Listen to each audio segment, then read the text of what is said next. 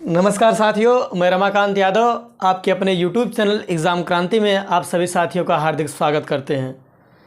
आइए साथियों, मैं नई टॉपिक लेके आया हूँ, वंशानुक्रम एवं वातावरण। इस पे बात करने से पहले मैं थोड़ी सी सूचना दे दूँ आपको कि कुछ साथी कमेंट करते हैं कि सर दूसरी वीडियो कब आएगी या दूसरा वीडियो क्लास कब से चलेगी।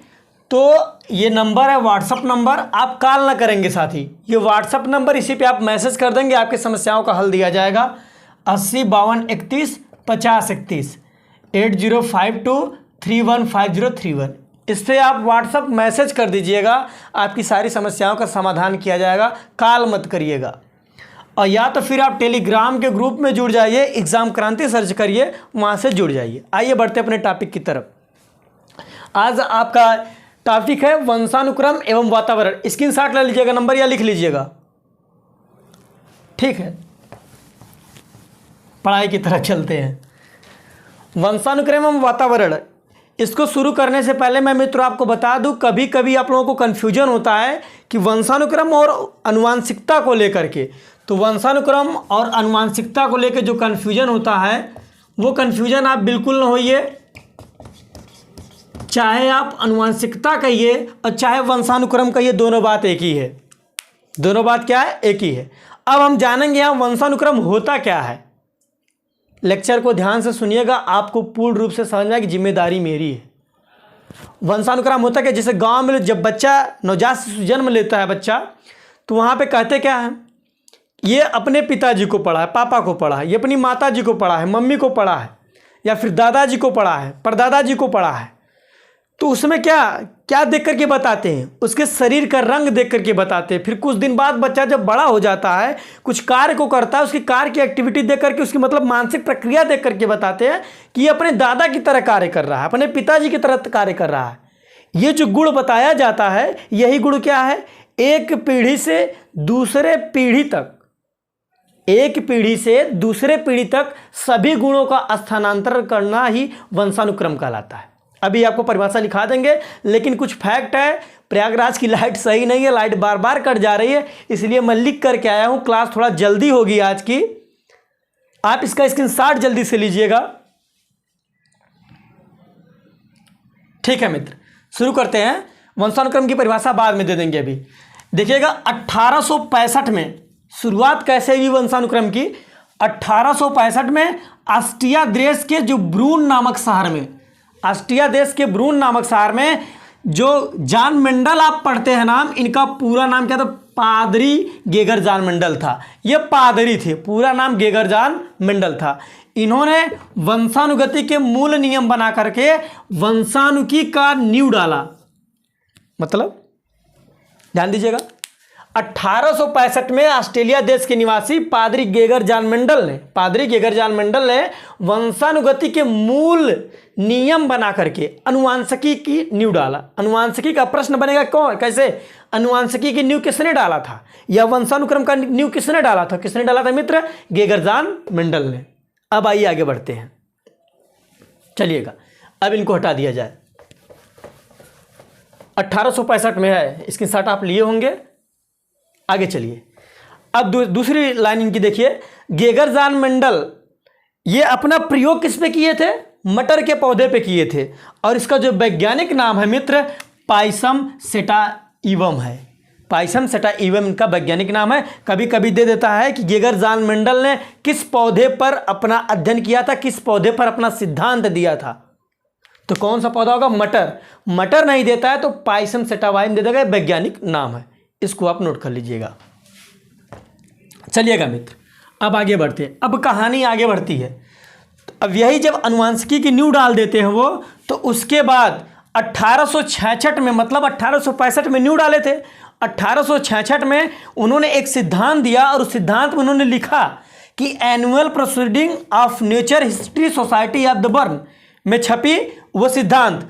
और इसी सिद्धांत ने 34 साल बाद गेगर जॉन मेंडल का उसी सिद्धांत ने क्या कहलाया? वंशानुगत नियम का जनक मान लिया गया। उसी सिद्धांत के अनुसार गेगर जॉन मेंडल ने 1866 में अपना जो सिद्धांत दिया किस पुस्तक में, annual proceeding of the nature history society of the burn में इनकी जो छपी, और छपने के 34 साल बाद वंशानुगत नियम का गेगर-जान मंडल को जनक माना गया। अर्थात वंशानुक्रम से कुछ रिलेटेड पूछा जाए, वंशानुगत का नियम किसने दिया था या अनुवांशिकी का नियम किसने दिया था, अनुवांशिकी का नींव किसने डाला था, तो बेहिचक आप गेगर-जान मंडल मारिए, ऑप्शन सही होगा। चलिए बढ़ते हैं आगे। अब बात करेंगे परिभाषा की। थोड़ा सा जल्दी कर रहा हूँ मित्र, इसलिए कि अगर लाइट कट जाएगी तो मेरी सारी मेहनत बेकार जाएगी। मैं 2 बार इसके पहले प्रयास कर चुका था। आइए वंशानुक्रम की, मैंने वंशानुक्रम में बताया क्या, एक पीढ़ी से दूसरे पीढ़ी में स्थानांतरण को वंशानुक्रम का क्या स्थानांतरण, जो उसके गुण होते, एक पीढ़ी के गुण दूसरे पीढ़ी में जब स्थानांतरण होते हैं या जो गुण स्थानांतरण होते हैं उन्हीं को वंशानुक्रम कहा जाता है। और वंशानुक्रम के माध्यम से क्या क्या स्थानांतरण होगा, मानसिक, शारीरिक, सामाजिक, ये गुण जो है स्थानांतरण होते हैं। आप परिभाषा लिख लीजिए। एक पीढ़ी से दूसरे पीढ़ी में, एक पीढ़ी से दूसरे पीढ़ी में या एक पीढ़ी से दूसरे पीढ़ी में, या माध्यम भी कर सकते हैं यहाँ पे, एक पीढ़ी से दूसरे पीढ़ी में शारीरिक,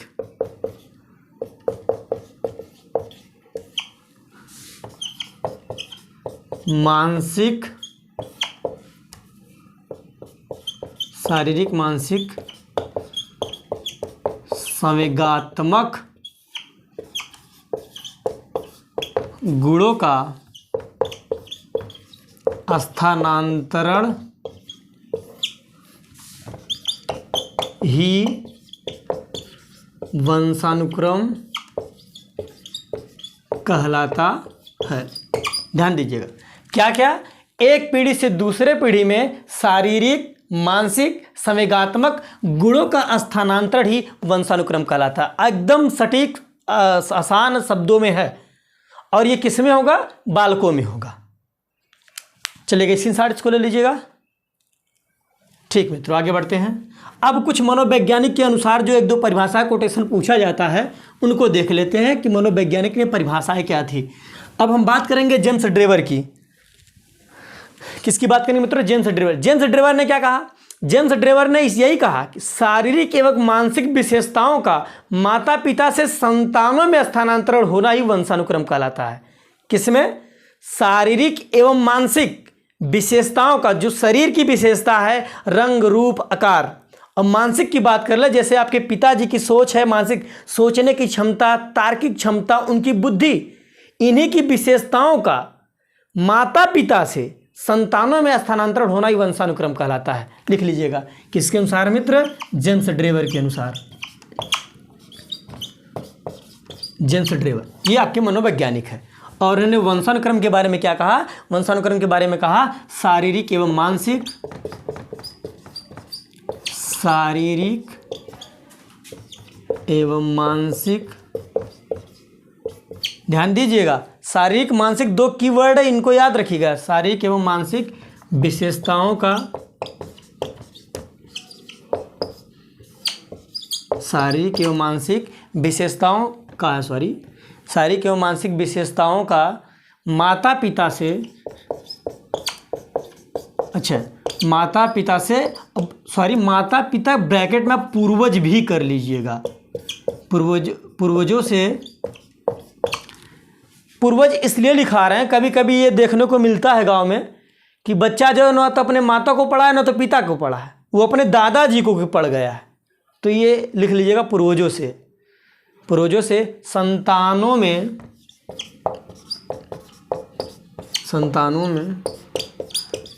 स्थानांतरण होने वाले विशेषताओं को या गुणों को लिखिए, होने वाले गुणों को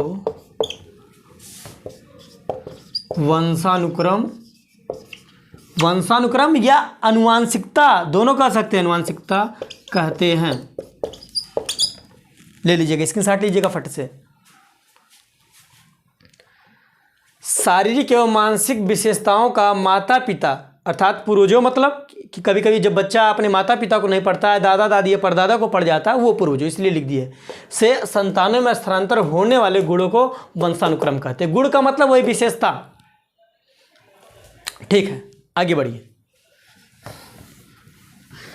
मित्र। ये क्लास अपने मित्रों तक जरूर शेयर करिएगा और जो मित्र देख रहे हैं इस वीडियो को, इस चैनल को जरूर सब्सक्राइब करिएगा। आप हमारा सपोर्ट करिए। मैं आपसे वादा किया हूँ कि आपको पूरा यूपी टेट सुपर टेट निःशुल्क पढ़ाऊँगा और 1 हफ्ते या 10 दिन के अंदर और जो टीचर फैकल्टी के वो आ जाएंगे, टेक्निकल टीम आ जाएगी, तो मैं लाइव आकर के शेड्यूल सब दे करके पूरा पढ़ाना, सिलेबस विषय वस्तु पढ़ाना, शिक्षण शास्त्र पढ़ाना, सीटेट के और लाइव प्रैक्टिस सेट कराना, ये मेरा वादा है। मैं करके रहूँगा और आपको करूँगा भी निःशुल्क, लेकिन आप मित्रों मेरा साथ दीजिए। चलिए आगे बढ़ते हैं।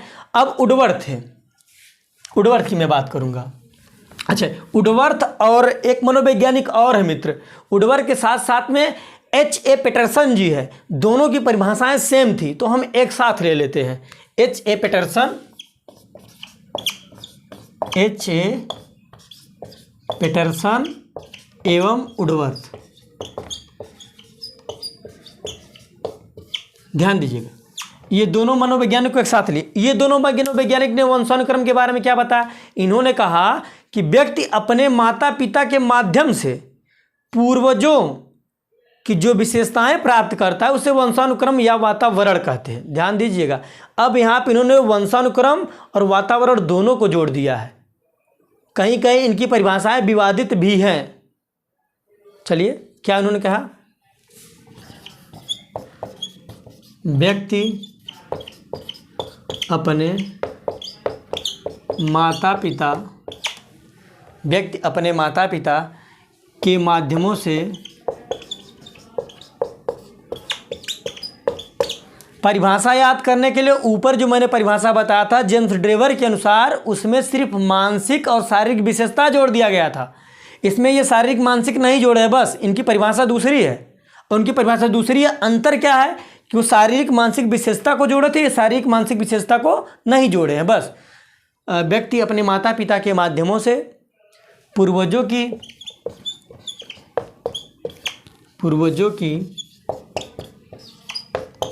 जो विशेषता प्राप्त करते हैं, पूर्वजों की जो विशेषता प्राप्त करते हैं उसे वंशानुक्रम कहा जाता है।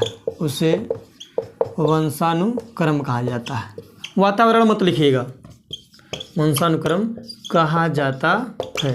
ध्यान दीजिएगा। ये हो गया। उडवर्थ ने क्या कहा? उडवर्थ ने सेम चीज़ कहा, जेम्स ड्रेवर की परिभाषा को कॉपी किया, लेकिन वहाँ पर उन्होंने ये नहीं शारीरिक और मानसिक विशेषताओं को नहीं कहा, सिर्फ वहाँ विशेषताओं का उल्लेख कर दिया। बस परिभाषा आपको उडवर्थ की भी याद हो जाएगी, जेम्स ड्रेवर की याद जाएगी। जेम्स ड्रेवर को याद करने के लिए शारीरिक मानसिक विशेषता जोड़ दीजिएगा और उडवर्थ की परिभाषा याद करने के लिए शारीरिक मानसिक विशेषता को हटा दीजिएगा। चलिए मित्र, स्क्रीनशॉट ले लीजिए इसका भी। ठीक, आगे बढ़ते हैं।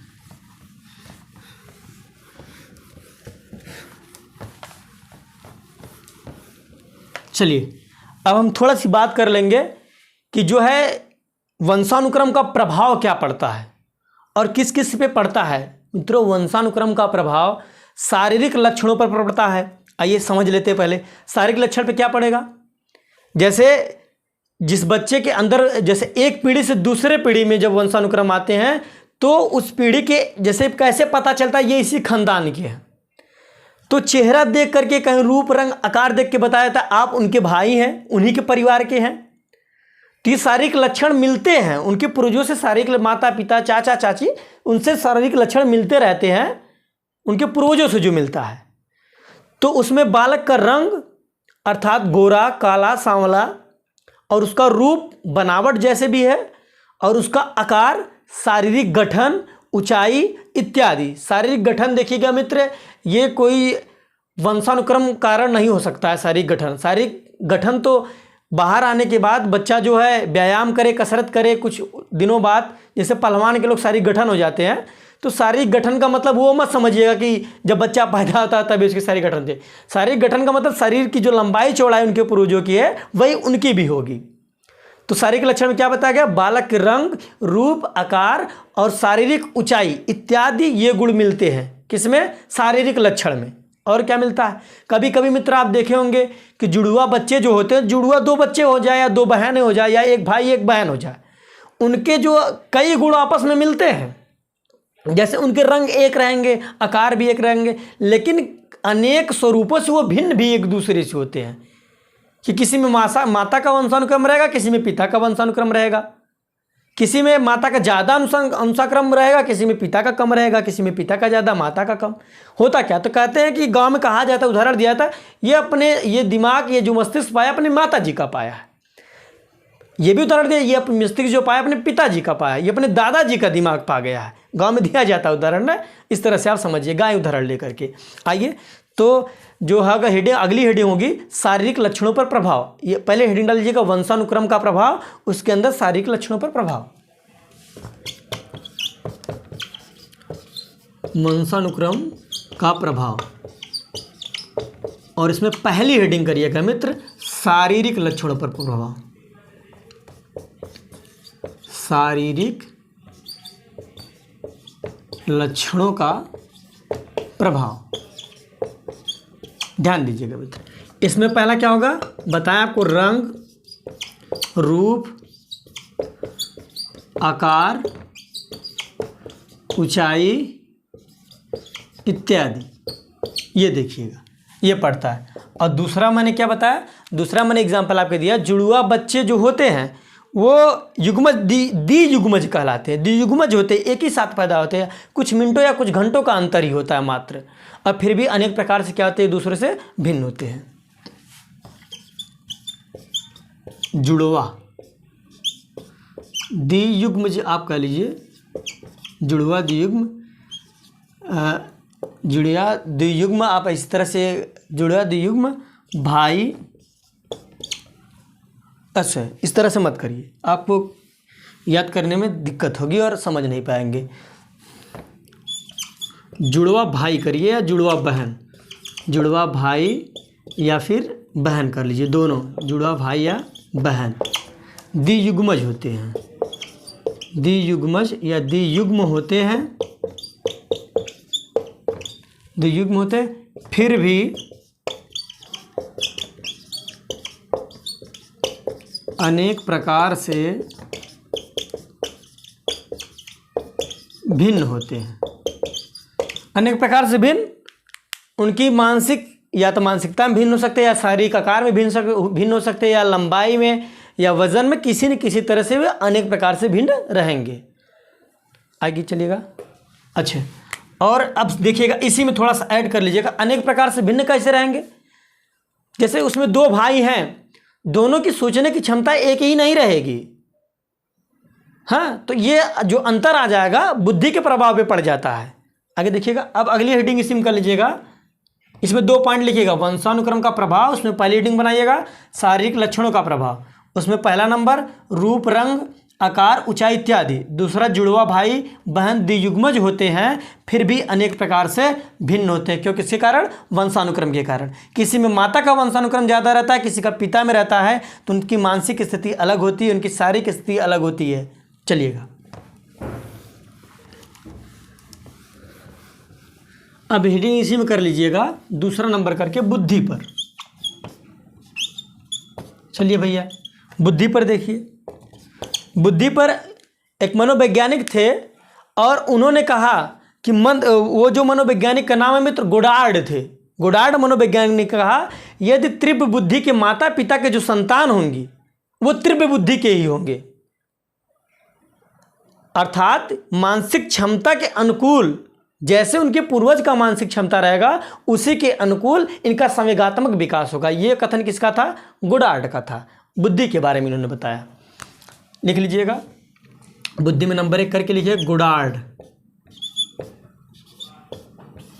गोडार्ड है मित्र, इसमें लिखिएगा गोडार्ड का कथन क्या था कि गोडार्ड ने कहा था बुद्धि, 1 मिनट, हाँ, गोडार्ड ने कहा था मंद बुद्धि माता पिता की संतान, मंद बुद्धि डर है कि लाइट फिर न कट जाए। मैं 2 बार रिकॉर्ड करके क्लास थोड़ा थोड़ा हुआ था, फिर मुझे फिर से रिकॉर्ड करना पड़ा लाइट कटने की वजह से। मंदबुद्धि माता पिता की संतान, मंदबुद्धि माता पिता की संतान मंदबुद्धि के ही होंगे, मंदबुद्धि के ही होंगे और उनका विकास और उनका संवेगात्मक विकास लिखिएगा मित्र, उनका संवेगात्मक विकास उनके क्षमता के अनुकूल होगा, क्षमता के अनुकूल होगा। आइए, गुडार्ड ने क्या कहा था? कहा तो मंद बुद्धि के माता पिता, जो मंद बुद्धि के माता पिता की संतान है, जो उनकी संतानें होगी वो भी मंद ही बुद्धि की होंगी, लेकिन जो उनकी मानसिक क्षमता का विकास है, संवेगात्मक का विकास है, उनके अनुकूल होगा। ले लीजिएगा इसका स्क्रीनशॉट। चलिए तब तक सियाही डाल लेते हैं।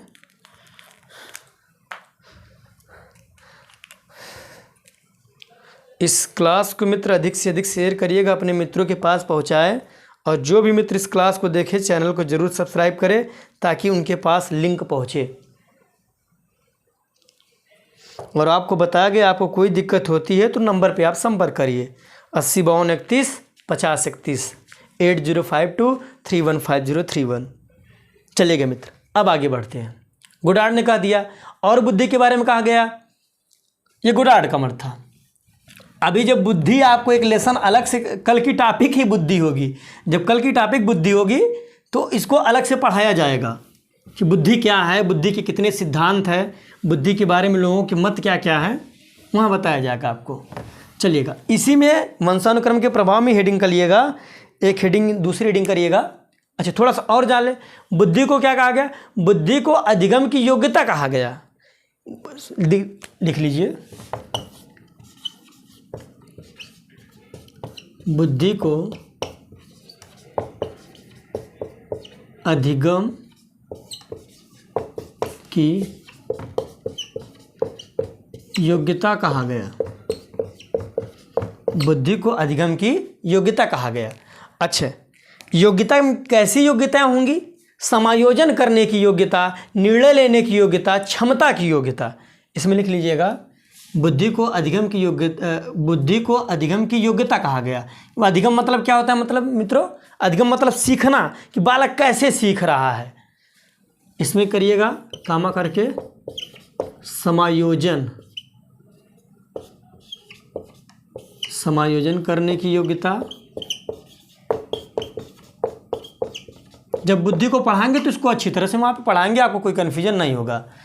फिर दूसरा पॉइंट इसमें करके लिखिएगा, निर्णय लेने की योग्यता, निर्णय लेने की योग्यता। चलिएगा, आप इसका स्क्रीनशॉट ले लीजिएगा, आगे बढ़ेंगे। अगली हेडिंग डालना इसी में, बुद्धि पे हो गया चरित्र पर प्रभाव, चरित्र पर प्रभाव। अच्छा, चरित्र पर प्रभाव कैसे पड़ेगा वंशानुक्रम का? अब यहाँ एक मनोवैज्ञानिक मित्र डगडेल थे। डगडेल ने कहा कि जो डगडेल नामक मनोवैज्ञानिक थे, उन्होंने अनुसंधान किया। सर्च का मतलब खोज होता है, मतलब रिसर्च माने फिर से सर्च के ऊपर किया गया रिसर्च, अनुसंधान के आधार पर बताया कि माता पिता के चरित्र का प्रभाव बच्चों पर भी पड़ता है। उन्होंने क्या कहा? डगडेल ने क्या कहा मित्रों? डगडेल ने कहा मनोवैज्ञानिकों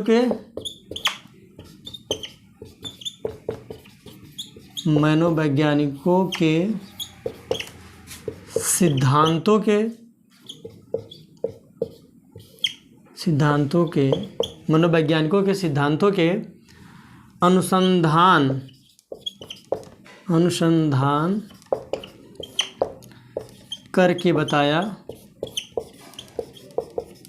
अनुसंधान करके बताया कि माता पिता का माता पिता का चरित्र बच्चों पर पड़ता है। ध्यान दीजिएगा मित्र, इन्होंने बताया। और ये जो खोज इन्होंने किया, अनुसंधान किया था, डगडेल ने 1877 में न्यूज नामक व्यक्ति के 20 वंशजों का करके बताया था। 1877 में उस जो जिसके परिवार का किया था उन्होंने, उसका नाम क्या था? ज्यूक नामक था। ज्यूक नामक परिवार के कई वंशजों का लिखिएगा। कई वंशजों का मतलब जो पीढ़ी दर पीढ़ी कहते हैं गांव में, कि जैसे हम लोगों की पीढ़ी होगी, फिर माता पिता की पीढ़ी होगी, फिर दादा दादा की पीढ़ी होगी, इस तरह से ज्यूक नामक परिवार के कई वंशजों का अध्ययन करके बताया था।